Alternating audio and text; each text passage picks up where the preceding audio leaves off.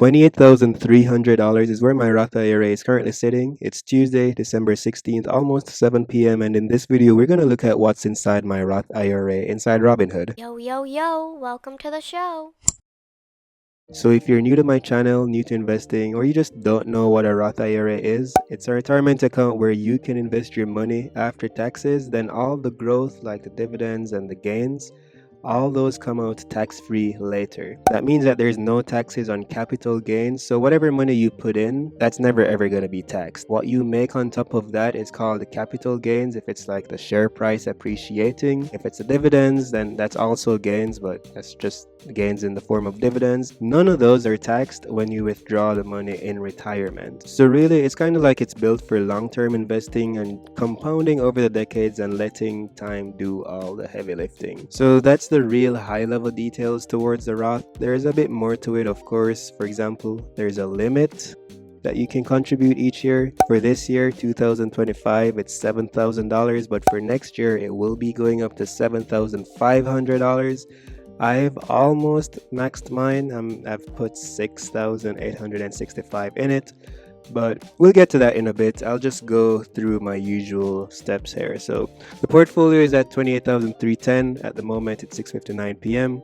Buying power, we have about $100. My strategy for now is each week I contribute $135. That just comes from my savings account. I do have a normal 9-to-5 job, and just like probably most of you guys watching this video, I just budget my money. I invest a lot. I do try to prioritize investment while still maintaining a good balance between investing and just having fun in my young life. So this $94 here is pretty much just change whatever was left over from my deposits. I usually just buy whatever I feel like buying here throughout the days, throughout the weeks, and it's only Tuesday, so I have a little bit left over from that. So coming back down here to where we were talking about the limits earlier, 2025 has a contribution limit of $7,000. With my strategy of doing $135 a week, that means that I only have one payment left, and this automatically comes out each and every Monday, and that's one of the best things I've ever done, and I would recommend you do too, is kind of automate some of your finances, your deposits, your buys, whatever. Whichever step in the process you feel could be helped with automation, you're probably right. So I definitely recommend doing it. It takes one less thing out of the process for you to do, which increases greatly your chances of sticking with the process of investing and being consistent with it. And of course, your future self will thank you for that. One thing that's pretty cool here is that Robinhood does offer a 1% match if you have their basic,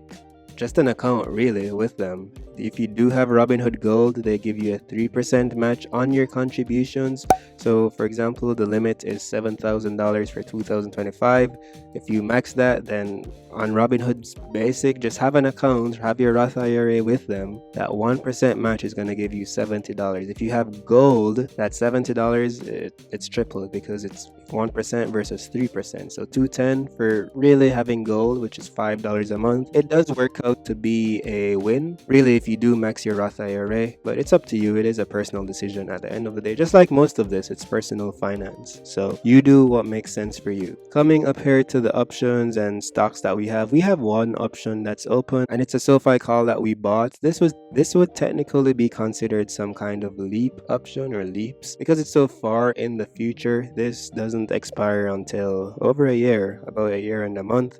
And it just means I'm a bit bullish on SoFi. This is pretty deep in the money, at least kind of question mark. SoFi has been falling. I bought this when SoFi was around $30, maybe $31, and not sure where it's at now. I'm definitely looking at a loss in this position, about 22%, but we're over a year from this expiring, and I feel like it's silly to sell at this point. So I'll keep this position open for now. Of course, I will keep my eyes on the position. If I need to get out of it, I will.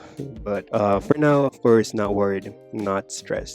So $9.75 at the moment. I bought it for $12.50 over here, so I'm down $2.75 clean, and it's about 6 weeks old based on this date bought feature here. And yeah, I mean, I've seen good days with it. I think I was up 10% at one point, but I think that was the first day I had it. Like SoFi just took off. Like was up, oh, 10% gain, this is gonna be great. And then now I'm in the hole, 22%. But that's just how the markets are. That's how options are, especially. So can't really be too emotional with it. Just gotta monitor and make logical and patient decisions. So jumping into the stocks that we own. So we have a mixture of stocks and ETFs here. We have 3 stocks and 4 ETFs.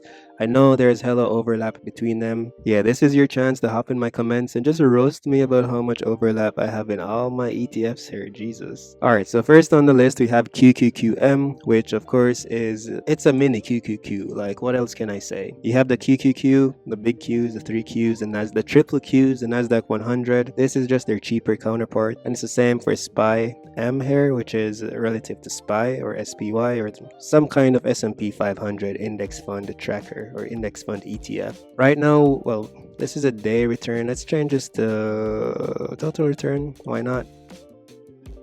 You can see we're up a bit more with the QQQM than we are with SPY M, and that makes sense. I mean, the Nasdaq is way more tech heavy than the S&P 500 is, and I'm sure we all see how the market is being affected and pretty much carried by the tech sector right now, so this makes complete sense. SPY isn't doing too bad. Of course, it's SPY. It's what the market is based off, so 22% is what I would consider like my threshold or my baseline or my average or whatever, and that's why I compared QQQM to SPY M. 22%, decent return. Just wanted to point out that QQQM might just have a little bit higher returns because of that, the way the fund or the ETF works. And touching on the number of shares we have in each of them, SPY M, we're way closer to 100 shares than we are with the Qs or QQQM. I really am planning to do something like a lump sum kind of deposit early next year so that I can lump sum deposit into my Roth and see how that investing strategy kind of plays out. And I really am thinking about putting most, if not all, of that money into SPY M. So that 75 might get real close to 100 pretty soon here. Next on the list is VYMI, which is one of Vanguard's ETFs. It tracks international companies that pay some kind of a higher dividend. It's honestly a nice addition to my portfolio because not only did it kind of replace SCHD in terms of the dividend aspect, because this is a pretty high yielder, and in fact, let's click into it. So you can see it's worth almost $90. We're up 5% in the position, and I think this is a cool play because it has a high yield. Let's look at the yield. Actually, it is... Oh, it doesn't say the yield right now, but it yields somewhere close to 4%, and it gives me that exposure to stocks that are not necessarily US based. It gives international exposure, which was something that was gravely lacking from my Roth IRA. So for those two reasons, I really like my position inside VYMI. It gives that international exposure. It still maintains the dividends that I do like from SCHD, and it's also been growing like so much better. Of course, the growth won't be consistent, and maybe one day SCHD will do what VYMI is doing right now, and vice versa. But look at that growth. Look at that year-to-date return. This is better than the Qs even. Like, this is tremendous. This is a dividend-paying ETF too. So with a 3.9% yield and a 31%, 32% year-to-date return, I think this was a good opportunity. And also, at the end of the day, it gives me that international exposure as well, which my portfolio wasn't lacking, but just didn't really have. So next on the list we have Rocket Lab, which is almost boring inside my Roth. It's way more fun inside my taxable because I definitely have put the brakes on this stock. It was becoming way too heavy inside my portfolio. What is this? 14%, and I haven't bought this thing in like maybe 2 months. Yeah, almost 2 months I haven't bought any Rocket Lab. So that kind of shows how much it was heavily weighted. I swear to God, that thing was like 20% at one time. When this thing was at all-time highs, it was insane. I was like way too heavy in that. Now we're only at 71.5 shares, and I do want to get more Rocket Lab. I just have to make sure that other positions in my portfolio are where I want them to be before I start contributing more to my Rocket Lab position. It's just too much of a speculative play to have that big of a holding or diversity inside my portfolio, so I had to hit pause on that one. Next is SPMO, and this is an ETF that I really do love. It's a momentum ETF. It should kind of swing with the fast moving upside stocks, and I guess it should swing in the negative way too, but they rebalance so frequently where it's almost like these professionals are doing the work of rebalancing their portfolio for you, and you don't have to do it. And I guess SPY and all the other ETFs do that, but SPMO, I just kind of like their way of doing it a little bit more, like their logic behind selecting their stocks. I like it.